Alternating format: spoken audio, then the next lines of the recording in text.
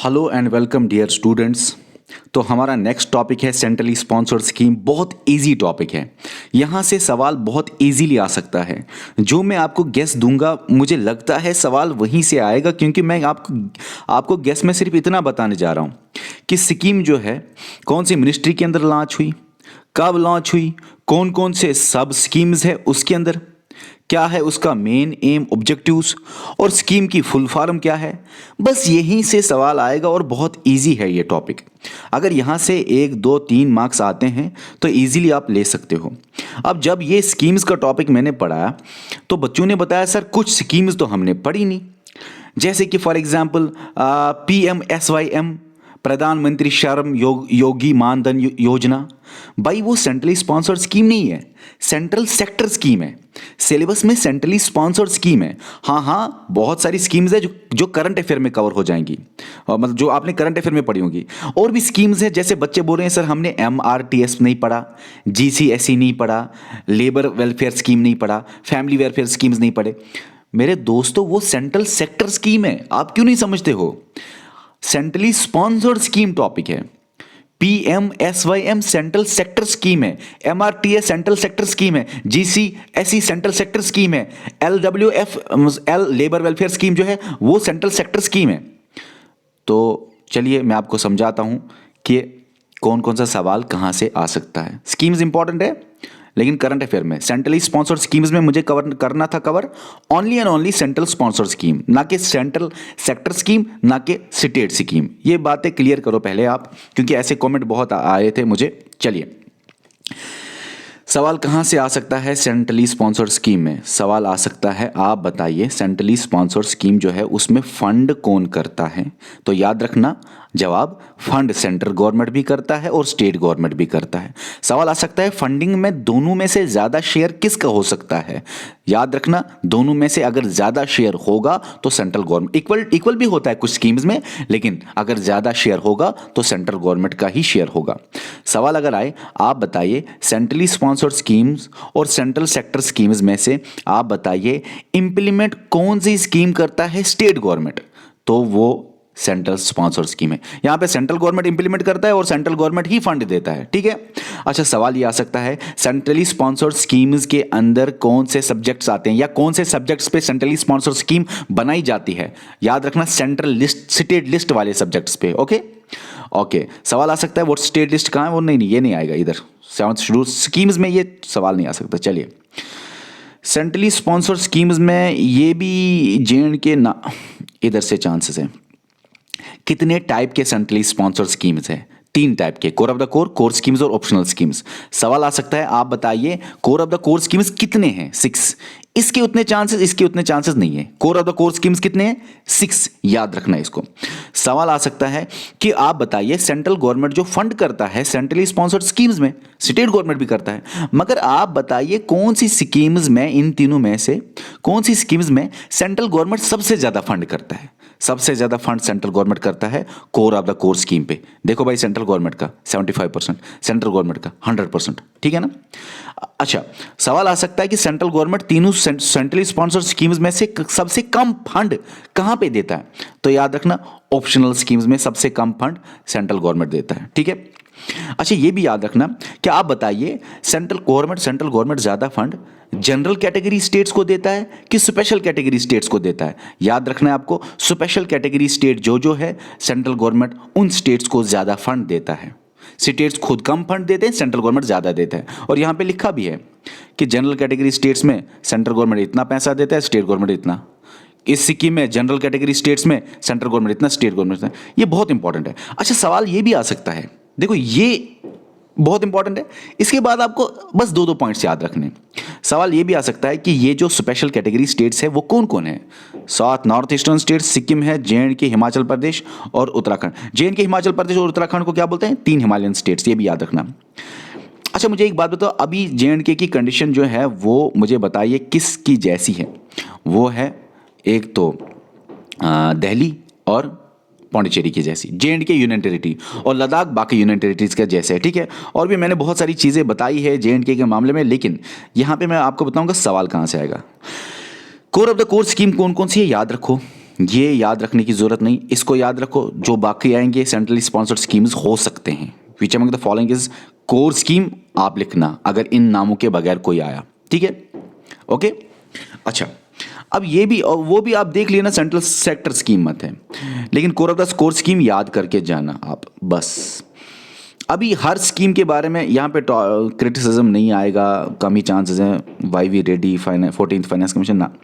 Centrally sponsored schemes में आपको ये याद रखना है कि जो core of the core schemes है, इनमें आप बताइए देखो सवाल आएगा, NSAP की फुल फॉर्म क्या है? National social assistance programme. ये कौन सी स्कीम्स है? याद रखना, core of the core scheme है ये याद रखना। कौन सी मिनिस्ट्री के अंदर है?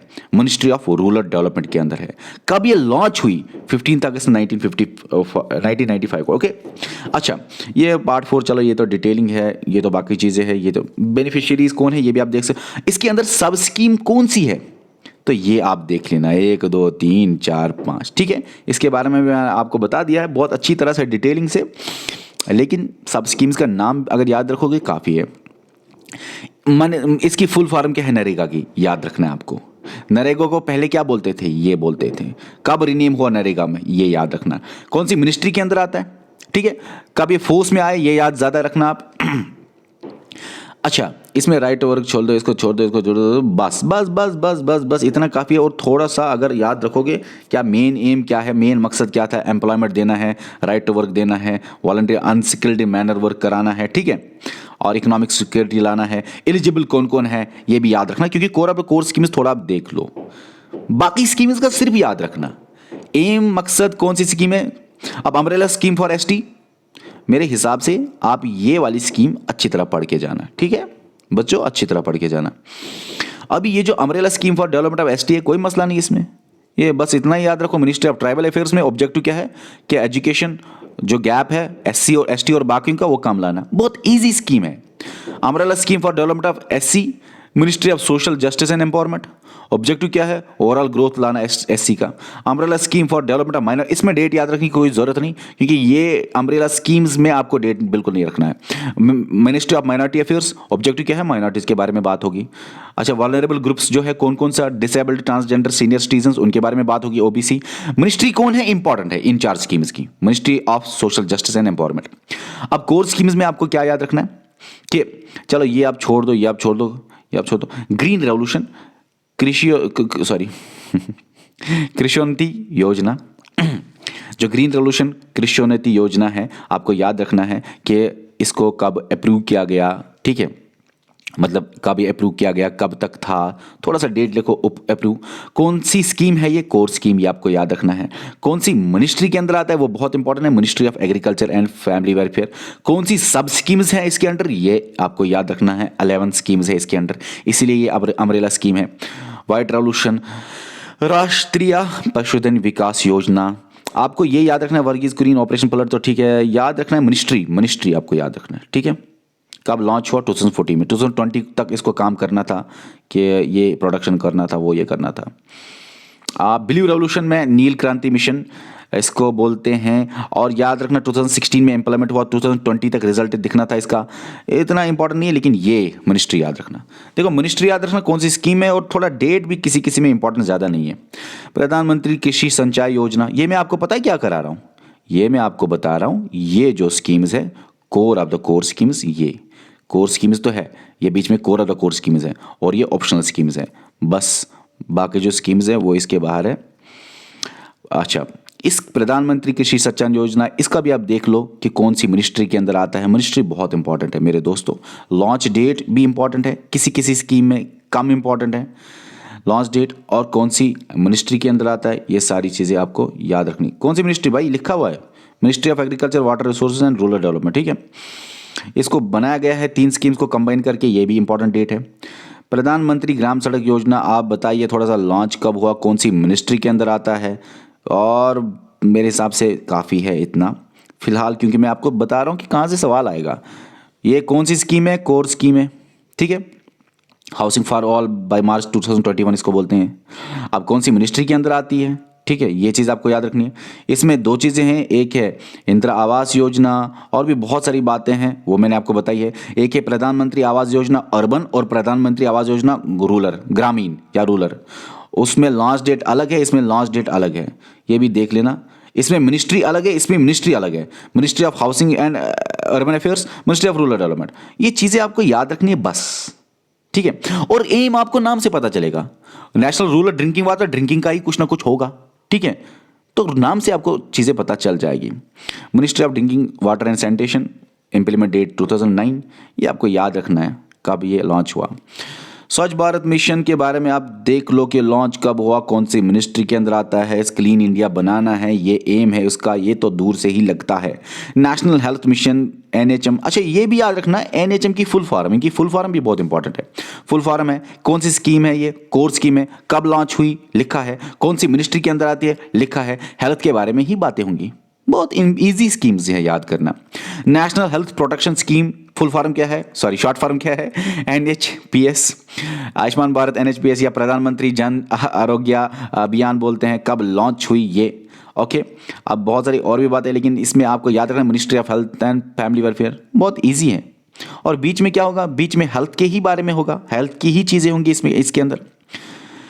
वैसे हमने डिटेल में पढ़ी हैं चीज़ें, लेकिन मैं आपको बता रहा हूँ जेके एसएसबी कैसे सवाल पूछ सकता है, क्योंकि मैं आपको गैस दे रहा हूँ, मैं आपको डिटेलिंग में नहीं पढ़ा सकता ना। इसको पता है कितने वीडियो लगे, मेरे हिसाब से 5-6 वीडियोस में कंप्लीट हुआ ये।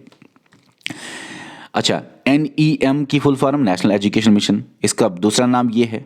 इसके अंदर से 4 सब स्कीम्स आती हैं, सब स्कीम्स का नाम याद रखो, ओके। लॉन्च कब हुआ, सब स्कीम्स भी याद रखा करो जहाँ जहाँ है, लॉन्च कब हुआ और मिनिस्ट्री कौन है, यार बहुत ईजी है, okay. National programme of mid day meal scheme, इसमें भी आप याद रखो लॉन्च कब है, कौन सी मिनिस्ट्री के अंदर आता है, और इसमें थोड़ा सा पढ़ लेना, थोड़ा सा mid day meal scheme important है थोड़ा सा। आईसीडीएस स्कीम की फुल फॉर्म क्या है, आईस इंटीग्रेटेड, ये आपके सामने लॉन्च डेट, मिनिस्ट्री है आपके सामने। और इसमें 6 सर्विसेज आंगनबाड़ी सेंटर में दिए जा रहे हैं, ये आप देख लो। चाइल्ड डेवलपमेंट सर्विस में मदर भी आती है यहाँ पे, ये याद रखना। नेशनल लाइवलीहुड मिशन या दीनदयाल अंत्योदय योजना, ये थोड़ा सा इंपॉर्टेंट भी है लेकिन आसान भी है कि पुअर को टारगेट करना, ये रूरल में भी है और अर्बन में भी है, रूरल में भी है। यहाँ पे लॉन्च डेट अलग है, यहाँ पे लॉन्च डेट अलग है, अर्बन में मिनिस्ट्री अलग है, रूरल में मिनिस्ट्री अलग है, ये आपको चीज़ें याद रखनी है, ठीक है। नेशनल स्किल डेवलपमेंट मिशन में लॉन्च डेट कब है, मिनिस्ट्री कब है, और कुछ स्किल को करना है, ये आपको दूर से ही लगता है स्किल डेवलप करना है। मिनिस्ट्री फॉर एम्पावरमेंट कितना टाइम हुआ, ओहो अभी ठीक है। Ministry for empowerment and protection for, क्योंकि अभी आपका टाइम बहुत इंपॉर्टेंट है। तो इसमें मिनिस्ट्री आप देख लो भाई, डेट देख लो लॉन्च, और ये तो पता ही है भाई, protection of women, gender equality लाना, ये आप दूर से गेस लगा सकते हो। अर्बन रेजुनेशन मिशन, AMRUTB उसको बोलते हैं, इसकी फुल फॉर्म बहुत इंपॉर्टेंट है, अमरूद की, याद रखना। फुल फॉर्म में आपके सामने मिनिस्ट्री कौन सी है, कौन सा डेट है, और आपको दूर से लगता है कि इस मिशन में क्या होगा, अर्बन ट्रांसफॉर्मेशन, यहाँ पे ऊपर लिखा है ना, तो ये थोड़ा सा अंदाजा लगा सकते हो आप। Modernisation of police forces, police में कुछ तो प्रॉब्लम होगी, स्टेट पुलिस में, तभी वो बोल रहे हैं मॉडर्नाइजेशन करो, लेकिन कौन सी मिनिस्ट्री है, कौन सा भाई, मॉडर्नाइजेशन ऑफ पुलिस फोर्स, कौन सी स्कीम है, कोर स्कीम। कौन सी मिनिस्ट्री है, मिनिस्ट्री ऑफ होम अफेयर्स। कौन सा लॉन्च डेट है, 2017, पुलिस के बारे में होगा। अच्छा, ज्यादा सेंट्रल गवर्नमेंट का फंड होगा कि स्टेट गवर्नमेंट का, सेंट्रल गवर्नमेंट का। स्पेशल कैटेगरी स्टेट्स में क्या होगा, सेंट्रल गवर्नमेंट का बहुत ज्यादा फंड होगा, और वैसे भी सेंट्रल गवर्नमेंट का ज्यादा ही फंड होगा। ऑप्शनल स्कीम्स में 50-50% होता है फंड, दूर से चीजें पता चलती हैं। हालांकि फंडिंग पैटर्न में भी डिफरेंसेस आते हैं स्कीम्स के अंदर जब हम जाते हैं ज्यादा, ठीक है, थोड़ा सा हल्का सा। इंफ्रास्ट्रक्चर फैसिलिटीज फॉर जुडिशरी, इसमें क्या है, डिपार्टमेंट बनाना है, जुडिशरी, लॉन्च डेट कब है और कौन सा मिनिस्ट्री है, ये याद रखो। एनवायरमेंट फॉरेस्ट्री याद रखना, मिनिस्ट्री क्या है, ठीक है। और ये कौन सी, ये इसकी फुल फॉर्म भी याद रखना, मिनिस्ट्री की शॉर्ट फॉर्म, ये चीज़ें अब याद रखना। ऑप्शनल स्कीम्स, लास्ट में स्कीम्स है, BADP की फुल फॉर्म क्या है, border area development programme, launch date है, मिनिस्ट्री आपके सामने है। श्यामा प्रसाद मुखर्जी और अर्बन मिशन जो है, ठीक है, तो ये क्या है, ये ऑप्शनल स्कीम है। अच्छा, सवाल अगर है इसमें ऑप्शनल स्कीम में आप बताइए क्या central government state government equal fund share करता है, ऑलमोस्ट इक्वल, हाँ ऑलमोस्ट इक्वल होता है ऑप्शनल स्कीम में, ऑलमोस्ट, थोड़ी डिफरेंसेस हमेशा होती है। लॉन्च डेट, मिनिस्ट्री, और आपको दूर से लगता है रुर्बन मतलब अर्बन और रूरल एरियाज को बढ़ाना है, इन्वेस्टमेंट कराना है, बहुत सारी चीज़ें। National river conservation plan, river को साफ करना है, इसी के अंदर गंगा एक्शन प्लान की तरह ही है, ये प्रिवेंट करता है, ये आपको दूर से लगता है, लेकिन मिनिस्ट्री और लॉन्च डेट याद रखना। अब आपने याद रखना स्कीम की फुल फॉर्म, स्कीम कौन सी स्कीम है, optional, core of the core की कोर, स्कीम के अंदर सब स्कीम्स कौन है, स्कीम्स की लॉन्च डेट क्या है, स्कीम्स कौन सी मिनिस्ट्री के अंदर आती है, स्कीम्स की फुल फॉर्म क्या है, इतना याद रखना ना, इतना जाके याद करके आप एग्जाम में जाओ। ठीक है, ओके डियर स्टूडेंट्स, बाय।